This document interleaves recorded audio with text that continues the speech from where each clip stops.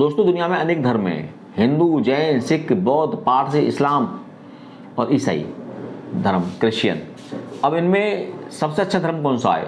सब अपने अपने दावे करते हैं हमारा धर्म अच्छा है, हमारा धर्म अच्छा है। पर मैंने कुछ सोचा, समझा, विचार किया, मैंने स्टडी की, तो मुझे हिंदू धर्म इनसे कुछ अलग नज़र आया। क्यों नज़र आया, इसको समझे थोड़ा सा ज़रा। पश्चिम वाले सोचते हैं कि हिंदू धर्म बेकार है, इसको हिंदू धर्म को एक हीन भावना से देखते हैं, खासतौर से इस्लाम वाले और क्रिश्चियन वाले ये लोग। और क्रिश्चियन ईसाइयों ने तो ये कहा था कि भारत तो एक सांप सपेरे और भिखारियों का देश है, यहाँ तक हमारी तौहीन की थी हमारी ये। अब बात आती है कि कोई एक सच्ची घटना बताता हूँ आपको।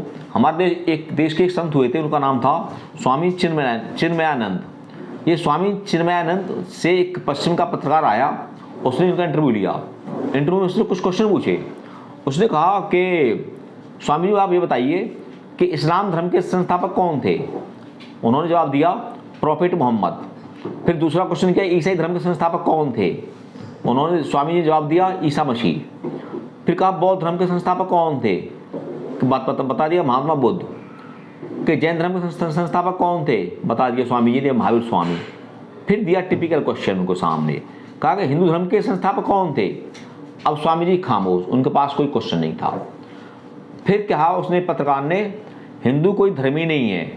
क्यों? क्योंकि हिंदू धर्म का कोई संस्थापक नहीं है, हिंदू धर्म को किसी ने चलाया नहीं है, इसका संस्थापक नहीं है, इसलिए हिंदू धर्म है ही नहीं अपने आप में ये।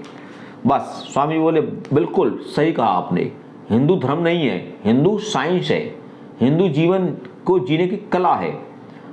वो समझ नहीं पाया पत्रकार कि कैसे समझाई स्वामी जी मुझे इस बात को। उन्होंने कहा स्वामी जी ने मुझे अब मेरे क्वेश्चन का जवाब दीजिए आप। पत्रकार से, पत्रकार पढ़ा लिखा था, काबिल था, उसने कहा मुझे बताइए कि स्वामी जी का पहला क्वेश्चन कि फिजिक्स के संस्थापक कौन थे? कि पता नहीं, कोई नहीं था।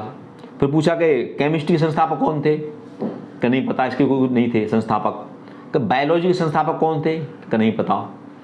तो उसने कहा पत्रकार ने कि ऐसा है, बायोलॉजी में, केमिस्ट्री, फिजिक्स में अनेक साइंटिस्ट हुए, वैज्ञानिक हुए, समय समय पर उन्होंने अपने ज्ञान और खोज के आधार पर इसमें नई नई बातें जोड़ी हैं और साइंस आगे बढ़ती चलेगी लगातार आगे। तो ये जो है इनका साइंस का कोई संस्थापक नहीं है कोई। तो उन्होंने कहा स्वामी राइट, ये आपका सही आंसर। इस जैसे साइंस का कोई संस्थापक नहीं है, उसी प्रकार हिंदू धर्म का भी कोई संस्थापक नहीं है। हिंदू धर्म के अंदर भी, हिंदू धर्म भी एक साइंस है। इसमें हिंदू धर्म में समय समय पर, टाइम टू टाइम, अनेक संत, महात्मा, विद्वान, काबिल लोग हुए हैं, समझदार, जिन्होंने अपनी अनुभवों के आधार पर, अपनी रिसर्च के आधार पर नई नई बातें हिंदू धर्म में ऐड की, जोड़ी और हिंदू धर्म को आगे बढ़ाया। उन्होंने कहा फिर चलो एक बात बताइए मुझे आप।